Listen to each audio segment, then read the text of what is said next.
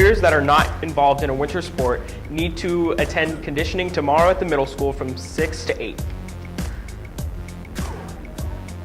As SHS begins to prepare for the musical Beauty and the Beast, follow us to see what's happening behind the scenes. Follow us on Facebook at facebook.com/SHS Musical 2014 and at SHS Musical on Twitter. Are you getting ready for Super Bowl Sunday? Help root for your favorite team by buying a Super Bowl Sunday from Sydney FCCLA. The cost is $1. Orders will be taken during lunch this week. All orders will be delivered on Friday during 7th period.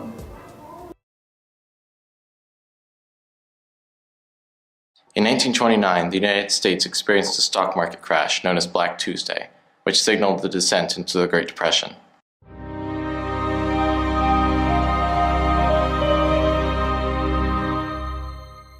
The Great Depression, the worst economic disaster in U.S. history, was brought about in part by a vicious cycle of wages.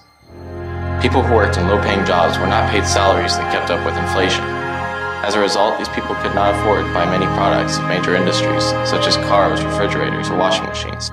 Many who bought them on credit would eventually lose them without having put any money into the economy. As sales dropped, companies in these industries cut salaries or fired employees. With even fewer people to buy products, the cycle repeated until eventually the bottom of these industries dropped out entirely. This brings us to the present day. Minimum wage can help lower-income workers and families make ends meet. However, the minimum wage has not been adjusted for inflation. A minimum wage adjusted for inflation would be around $10.56 an hour. With the current federal minimum wage of $7.25 putting many full-time workers below the poverty line, an adjusted minimum wage could allow more people to focus on things other than just the essentials. Also, the older members of the workforce would be able, with a greater income, to retire more easily, making room for younger workers. Notable economist James Galbraith has said that, with more family income, some people would choose to retire, go back to school, or have children, making it easier for others who need jobs to find them. He also pointed out that, because payroll and income tax revenues would rise, the federal deficit would come down. The federal deficit might also be reduced if fewer people have to rely on welfare. As said before, the minimum wage offers a below poverty level income, and if people have a greater income, then for many, welfare would no longer be necessary. An increase in the minimum wage would raise the standard of living, increase the amount of money put into the economy, and allow older workers to more easily retire, thereby opening up job opportunities to younger workers. An increase in the minimum wage would certainly usher in an era of increased economic opportunity. So why not change it? Well, it might not be so simple. Many warn that an increase in the minimum wage would not help the economy or the workers at all. In fact, it might hurt them. Milton Friedman, a notable economist, once said in regards to the supporters of a raise in the minimum wage, "What you are doing is to assure that people whose skills are not sufficient to justify that kind of a wage will be unemployed. It is no accident that the teenage unemployment rate, the unemployment rate among teenagers in this country, is over twice as high as the overall unemployment rate. It's no accident that that was not always the case until the 1950s, when the minimum wage rate was raised very drastically, very quickly." That was in 1975, but it remains true today. The teenage unemployment rate is above 20% as compared to the overall unemployment rate of under 7%. In the end, although a minimum wage raise is supposed to help solve problems of wage inequality, it might only end up exacerbating them. Fewer people are employed, then greater wealth is still held in fewer hands.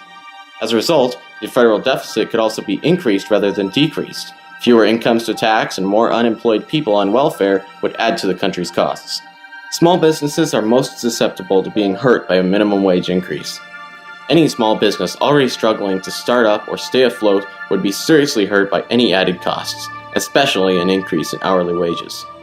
Large companies, though usually better equipped to absorb the increased costs, may also raise prices in response.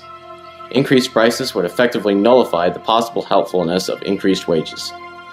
One of the things as I thought about this question is that when my dad first came back from fighting World War II, he made less than $10,000, but he could buy a new tractor on the farm for $500. His wages went up, the price of everything went up. So I think that increasing minimum wage would only serve as an inflationary factor and probably wouldn't leave the people it was meant to help any better off. And what happens to the unemployed? They will have to rely on welfare. Social Security will have even greater problems as more people rely on it as well. If fewer people can afford the health care they need, then Medicare and Medicaid will also need to put out more aid. All this adds up, and it all must be paid for by taxpayers' money.